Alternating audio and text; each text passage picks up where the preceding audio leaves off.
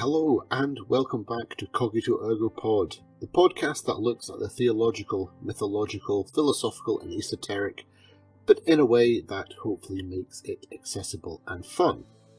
Maybe. My name is Daniel, and in this episode we are dusting off our Torahs and Bibles and looking into the story of Passover.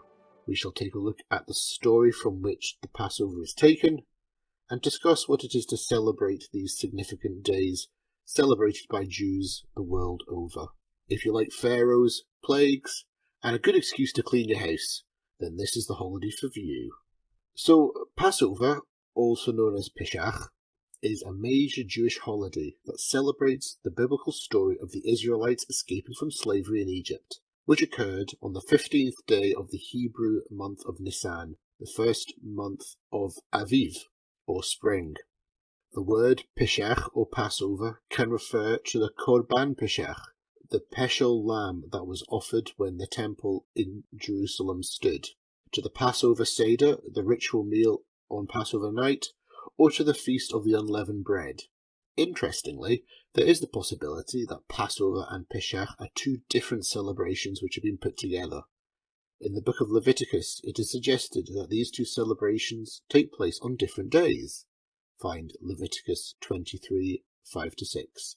One of the biblically ordained three pilgrimage festivals, Passover is traditionally celebrated in the land of Israel for 7 days and for 8 days among many Jews in the diaspora. It was even celebrated, according to the Gospels of Matthew, Mark and Luke, by Jesus and his disciples at the Last Supper. In the Bible, the 7-day holiday is known as Chag HaMatzot, the Feast of Unleavened Bread, or matzah.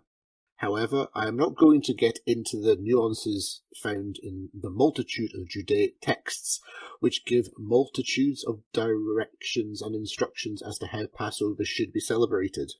Also, this isn't just a celebration of forgetting to add your yeast, but also about liberation from slavery and remembering how important freedom is, and how it should be cherished and celebrated.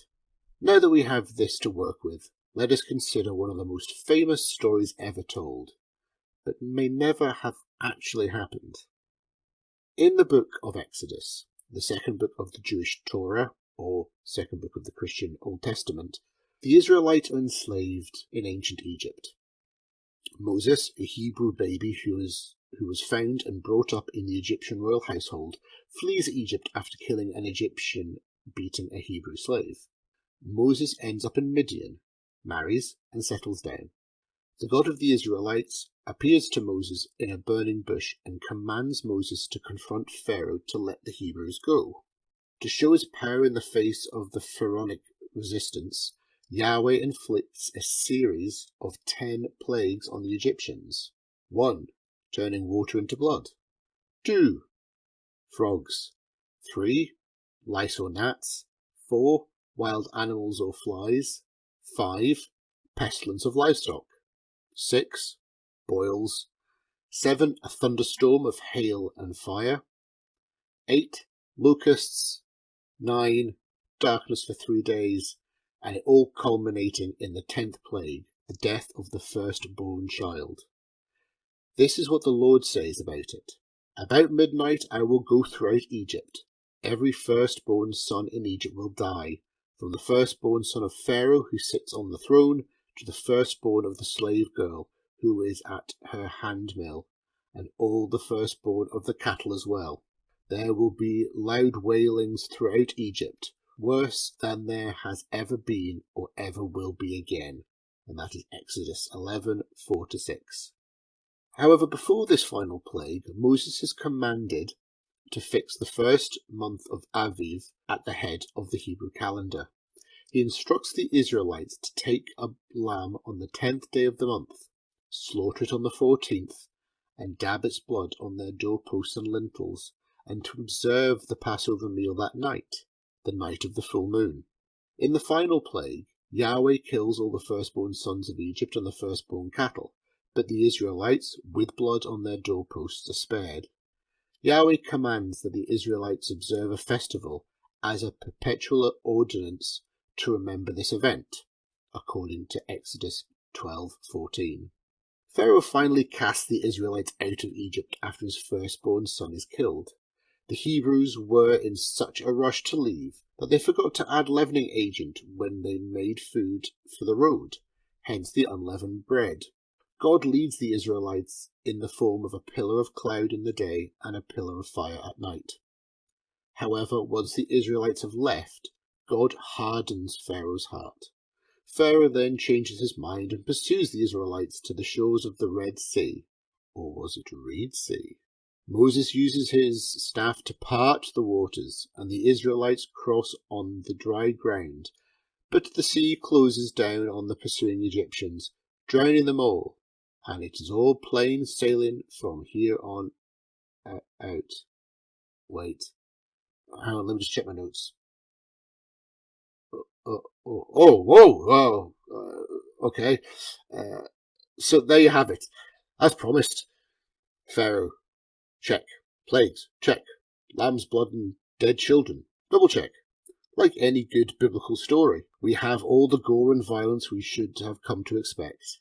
However, out of this came one of the best-known Jewish holidays, and a fine time it is as well.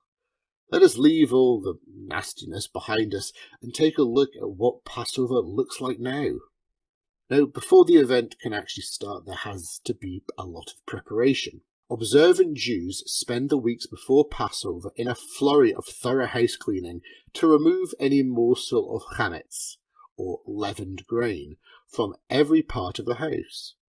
Jewish law requires the elimination of olive-sized or larger quantities of leavening from one's possession, but most housekeeping goes beyond this. Even the seams of kitchen counters are thoroughly cleaned to remove traces of flour and yeast, however small. Any containers or implements that have touched chametz are stored and not used during Passover. The leavened grains which need to be removed are oat, wheat, rye, barley and spelt. This means that bread, pizza, pasta, cake, bagels, donuts, cookies, anything which has been leavened cannot be in the house for the 8 days of Passover. Any chametz which is found on the morning of the Passover is burnt. Now, that is dedication.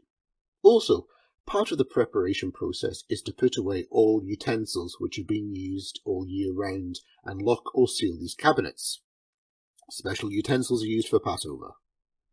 Now, instead of enjoying all that tasty chametz, Jews will eat matzah. This is an unleavened cracker-like bread. It is considered to be very similar to the breads that the Israelites would have both eaten while enslaved and also that taken with them when they left Egypt. It is also known as the bread of affliction. Not sure how this would fare if you had IBS. Sorry for the imagery. It is traditional for Jewish families to gather on the first night of Passover, first 2 nights in Orthodox and conservative communities outside of Israel, for a special dinner called a Seder. Seder derived from the Jewish word for order or arrangement, referring to the very specific order in which the ritual takes place. The table is set with the finest china and silverware to reflect the importance of the meal. During this meal, the story of the Exodus from Egypt is retold using a special text called the Haggadah. There is over 5,000 versions of the Haggadah. This is due to geography and languages within the diaspora, the diversity within Judaism itself, and historic events could have had an influence on how the Haggadah was read and interpreted. A total of 4 cups of wine are consumed during the recitation of the Haggadah. The Seder plate itself is divided into 6 sections, each with its own specific component which symbolises a part or multiple parts of the Passover. And for your enjoyment, I am now going to tell you each of them and their significance. The karpas, a green vegetable, most often parsley. Karpas represents the initial flourishing of the Israelites during the first years in Egypt. At the end of the biblical book of Genesis, Joseph moves his family to Egypt, where he becomes the second in command to Pharaoh. Protected by Pharaoh's exalted status, the family lives safely for several generations and proliferate greatly, becoming a great nation. The size of this growing population frightens the new Pharaoh, who enslaves the Israelites, lest they make war on Egypt. Even under slave conditions, the Israelites continue to reproduce, and Pharaoh eventually decrees that all baby boys be killed.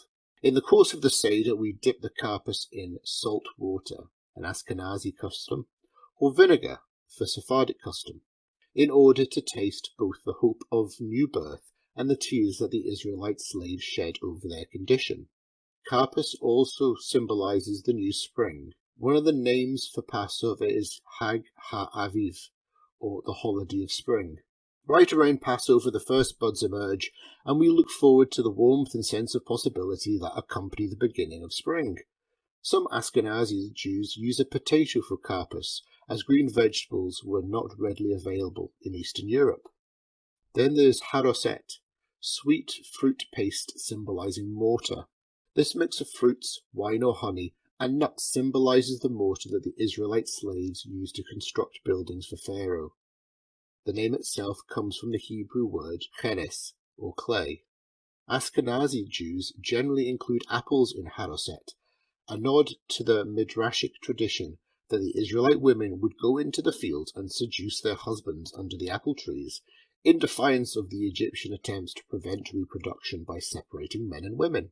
Sephardic recipes for haroset allude to this fertility symbolism by including fruits, such as dates and figs, mentioned in the Song of Songs, the biblical book that is most infused with images of love and sexuality. Haror is often a bitter herb, quite often horseradish.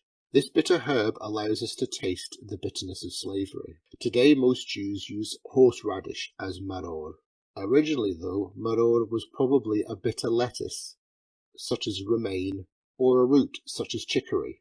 Like life in Egypt, these lettuces and roots taste sweet when one first bites into them, but then become bitter as one eats more. They dip maror into haroset in order to associate the bitterness of slavery with the work that caused so much of this bitterness. Hazaret is a second bitter herb that is consumed. A second bitter herb, such as korech or the Hillel sandwich, which consists of matzah and bitter herbs. Some add haroset as well. Many Jews use horseradish for maror and romaine lettuce or another bitter green for hazaret. Others use the same vegetable for both parts of the Seder, and do not include hazaret on the Seder plate at all. Zaror, a roasted lamb bone that symbolizes the lamb that Jews sacrificed as the special Passover offering when the temple stood in Jerusalem. The zaror does not play an active role in the Seder, but serves as a visual reminder of the sacrifice that the Israelites offered immediately before leaving Egypt, and that Jews continued to offer until the destruction of the temple. Vegetarians often substitute a roasted beet, both because of the red of the beet resembling the blood of the sacrifice, and because the Talmud mentions beets as one of the vegetables sometimes dipped during the Seder. Finally, there is the bitzah, or egg, a roasted or hard-boiled egg that symbolizes the Haggadah sacrifice, which would be offered on every holiday, including Passover, when the temple stood. The roundness of the egg also represents the cycle of life. Even in the most painful of times, there is always hope for a new beginning. Now, the Seder plate is just only one part of this first Passover meal. The Seder is divided by the Haggadah into the following 15 parts or steps which will take place. So first we have the Kaddish, the recital of Kiddush blessing and drinking the first cup of wine. Then Urchatz, the washing of the hands without blessing. Karpas, dipping of the karpas in salt water. Yachatz, breaking the middle matzah, the larger piece becoming the afikomen, which is eaten later during the ritual of Tzafun. Magid is the retelling of the Passover story, including the recital of the 4 questions and the drinking of the second cup of wine. Rachza, the second washing of the hands, this time with a blessing. Motzi, traditional blessing before eating bread products. Matzo, blessing before eating matzah. Maror, eating of the maror. Korech, eating of the sandwich made of matzah and maror. Sulchan Orich, literally meaning set table, involved the serving of the holiday meal. Safun, the eating of the afikomen. Barich, blessing after the meal and drinking of the third cup of wine. Hallel, the recital of the Hallel, traditionally recited on festivals, and the drinking of the fourth cup of wine. And then, finally, you have the Nitzah, or conclusion. The Seder is filled with questions, answers, and unusual practices, such as the recital of Kiddush, which is not immediately followed by the blessing over bread, which is the traditional procedure for all other holiday meals, to arouse the interest and curiosity of children at the table. The children are also rewarded with nuts and candies when they ask questions and participate in the discussions of the Exodus and its aftermath. Likewise, they are encouraged to search for the afikoman, the piece of matzah which is the last thing eaten at the Seder. Audience participation and interaction is the rule, and many family Seders last long into the night with animated discussions and singing. The Seder concludes with traditional songs and praise and faith printed in the Haggadah, including Chad Gadai, one little child, or one little goat. This whole Seder meal can quite literally take hours to complete. A fifth cup of wine is poured near the end of the Seder for the prophet Elijah, a symbol of future redemption, which is left untouched. It is also tradition for comfortable cushions to be placed so that people can recline while they are eating, and to remind them of the comforts that they can now enjoy that they are free. Other Passover traditions include the 4 intermediate days of Passover. They are celebrated with the matzah, kosher for Passover cooking, family trips in the newly cleaned car, of course, and more retelling of the Exodus story. It's still Passover, so Jews don't eat, own, or derive enjoyment from chametz, but most activities prohibited the first and last 2 days are permitted. They also add special passages to their prayers, Hallel, Yalla, V'yavo, and Musaf. On the final 2 festival days of Passover, they light candles at the specified time and enjoy festive meals. Some have the custom to stay awake on the second last night, the night of the splitting of the sea, and study Torah through the night. Yitzkor, the memorial prayer for the departed parents, is recited following the reading of the Torah during the morning prayer service on the second last day. So there you have it, folks. So for now, it is best that we take our leave of this larger-than-life celebration. It's hard to believe that a festival filled with food and drink and song and life can trace its origins to such a tragic tale, but that is one of the wonders of religious traditions. They can never cease to surprise. With that, I would like to thank you very much for listening. If you could give me a rating or a comment, please do. Each download and follow helps this podcast to grow and goes to show that there is an interest in all things religious and philosophy. If I have missed out on anything, or you'd like to share with me your favourite Passover traditions, please let me know in the comments section on whichever podcast platform you are using. Alternatively, you can find me on Instagram at Cogito Ergo Pod and message me there and let me know what you think. So for now, thank you for listening, and I will catch you again next time.